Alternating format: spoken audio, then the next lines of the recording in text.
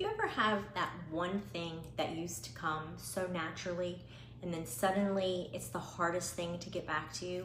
For me, that's been the gym, which feels weird to admit because I have loved working out for longer than I can remember. It's a part of who I am, or at least a part of who I used to be. But lately, I've been walking past that gym bag in the corner like it's an ex I'm not ready to talk to yet.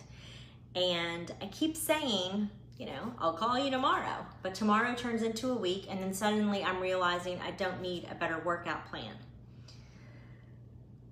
I need a better relationship with myself. And the truth is that I am a personal trainer and nutritionist. I no longer do that, but I am still those two things. I have spent years helping women rediscover their strength physically and emotionally. And yet, here I am, in my 50s, struggling to lace up my sneakers. So I started asking myself the question I usually or used to ask my clients. What's really going on here? Because it's not about laziness, it's not about willpower, it's that midlife changes everything. It changes your body, your energy, your hormones, your priorities, and it makes you wonder, who am I now when the routines that used to define me just don't quite fit the same anymore? I mean, I used to bounce out of bed at 4 a.m., throw my hair in a ponytail, and hit the gym before my morning started, before I had to go to work. I kind of loved the rush, the rhythm, and the feeling of just checking that box off before most people even had their first cup of coffee. Now, my 4:15-ish energy clocked out, it clocked out years ago. And these days I wake up negotiating with myself. Do I go? Do I rest? Do I even care? And then I wonder, when did moving my body start to feel like pressure instead of pleasure? Because I think a lot of us hit that wall in midlife when discipline collides with exhaustion, and suddenly we realize that our definition of health might need to evolve too. I think for so long we've been sold this idea that consistency means doing the same thing the same way forever. But what if real consistency, especially in midlife, means adjusting instead of quitting?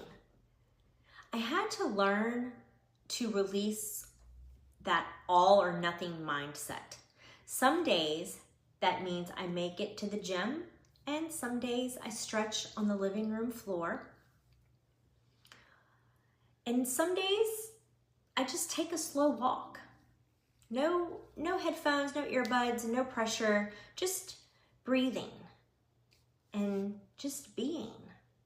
And honestly, that's been one of the most healing parts of this season of my life, realizing that movement doesn't have to be punishment. It can be presence. I think that somewhere between our 20s and 50s, and yes, that's a big span, we lost the joy of movement. We started chasing goals, not feelings. We started counting steps, calories, reps, but not moments of peace.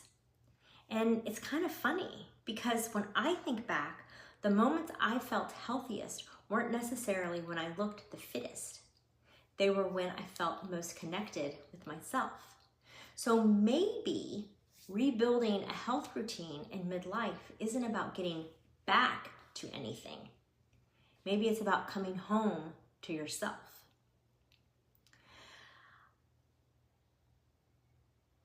And that's really, that's how I started rebuilding quietly, just one small choice at a time. I started drinking water before coffee again, not because someone online said it was a hack or, it's gonna change your world, but because it reminded me to start my day with intention. I started moving, even if it was just for 10 minutes. I stopped saying it's not enough. Because who decides what enough is anyway?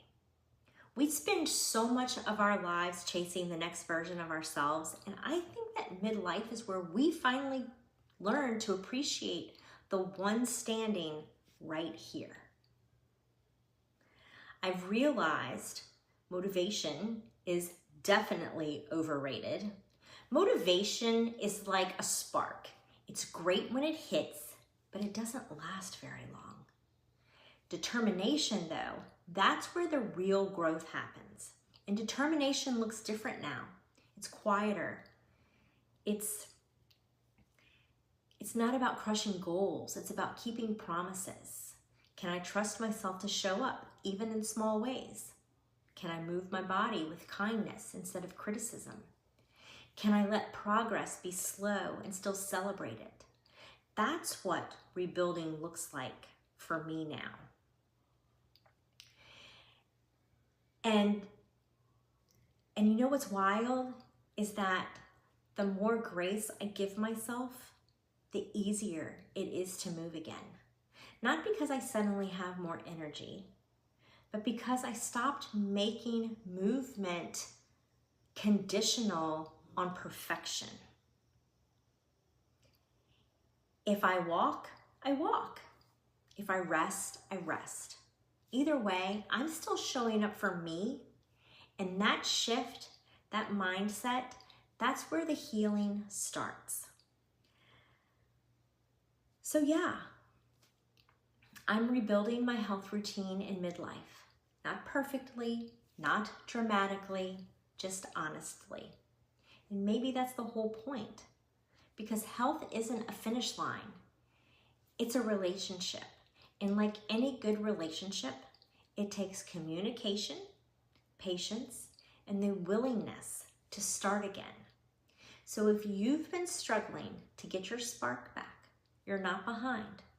You're just in a new chapter. And trust me, your body remembers how to dance when you're ready to move again.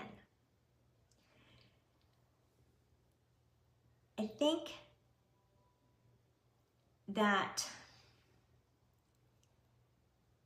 well, I guess what I want to leave you with is this.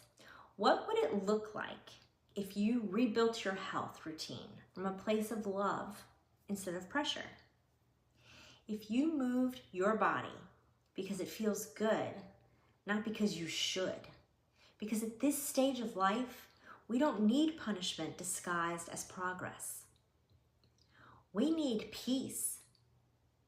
And if this video spoke to you, then you hit that subscribe button. Make sure you hit the subscribe button. Give it a thumbs up. Share it with a friend who might need to hear it. And tell me in the comments, what's one small way you're showing up for your health this week, emotionally or physically? Thanks so much for hanging out with me for this short little brief moment today. And remember, motivation might come and go, but determination, that quiet, grounded, midlife kind, that's what keeps you moving forward. I'll see you next time.